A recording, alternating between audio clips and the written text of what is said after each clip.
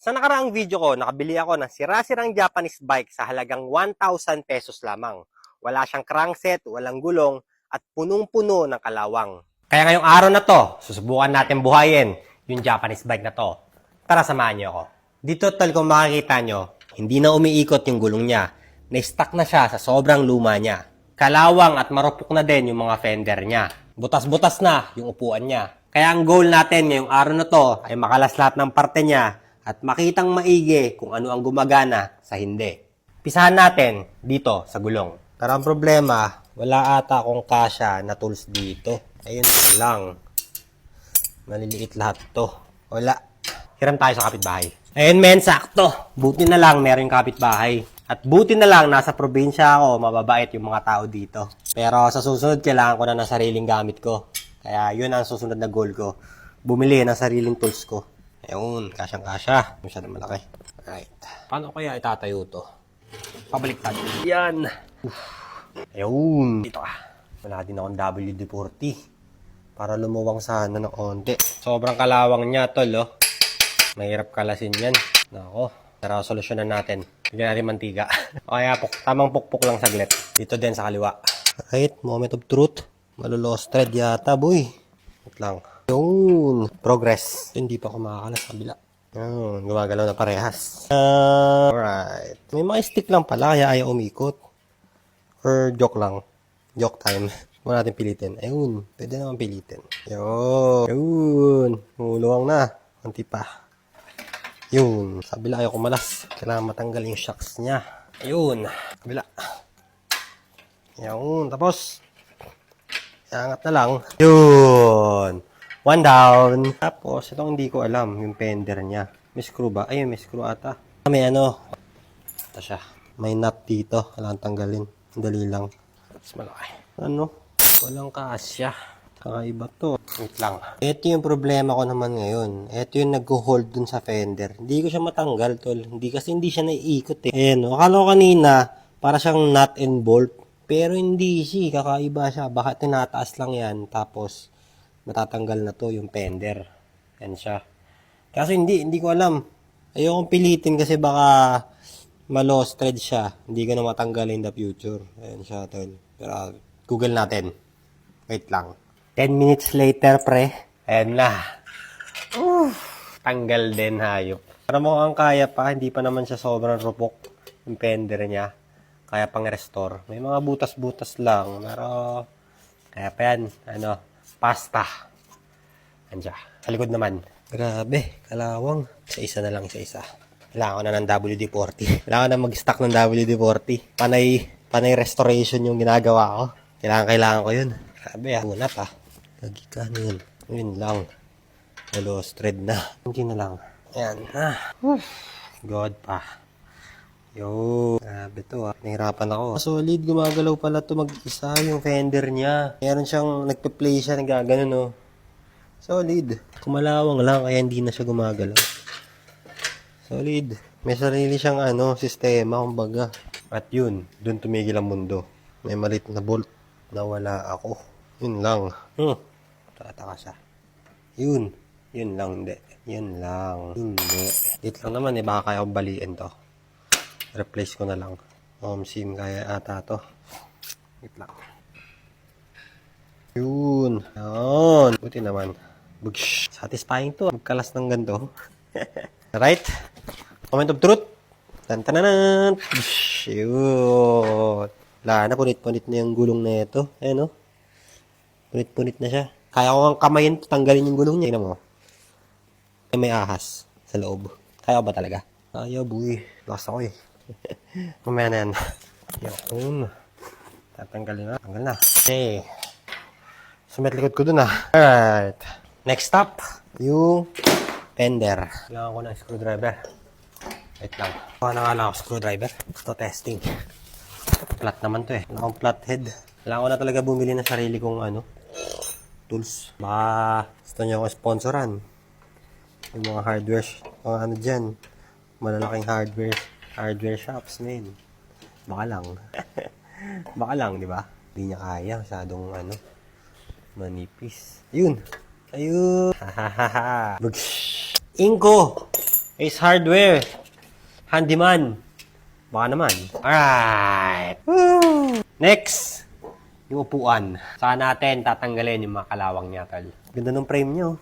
Pero bago natin tuloy yung project na to, tol, cardio tayo na mabilis. Hindi na sana ako tatakbo ngayong araw na to, tol, kasi ayan, umuulan. Pero dumating, in-order ko na shade sa TikTok shop. Ito siya, tol. Kaya samahan niyo ako, tatakbo tayo sa ulan. Let's go. Lalagay ko din muna sa plastic ng yelo yung cellphone ko, tol, para hindi siya mabasa. Ayan siya. Waterproof na siya. Okay, let's go. Takbo tayo.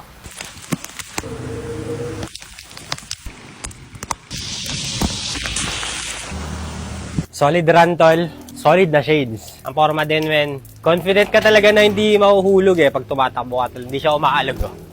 Ano? Good. Ay, tapos na tayong tumakbo, tol. Ito yung next na problem natin. Sa sobrang kalawang nito, hindi na siya mabuksan. Pero susubukan natin pilitin kahit walang WD-40. Wait lang. Kung hanapin yung leverage niya, may gilag Ngayon, maiikot ko kaya. Yun ang tanong. Siyempre, hindi. Hindi naman ako swerte, di ba? Paano ko kakalasin to ngayon? Yun ang tanong. Wait lang. Paano kaya ito tatanggalin? Ayun nga. Sobrang dumi, oh. Yung ideas. Higpit, Paano kaya? Yung ideas. Testing ko muna tanggalin yung upuan niya baka sakaling kumalas. Yun. Ayun. Kumalas naman. Alright. Ayan na yung frame natin sa wakas. Ayan. Pwede na natin linisan yung frame niya. Ganda, no? Sobrang ganda ng frame niya, tol. Appreciate ko lang, men. Ganda ng frame niya, tol. Ayan, no? Appreciate lang natin na mabilis. Unique, kumbaga. Ayan. Set. Ganito yung ano niya, yung shock absorber niya. Solid din. Kailangan lang talaga malinisan. Tapos, ma-restore yung mga walang parts niya.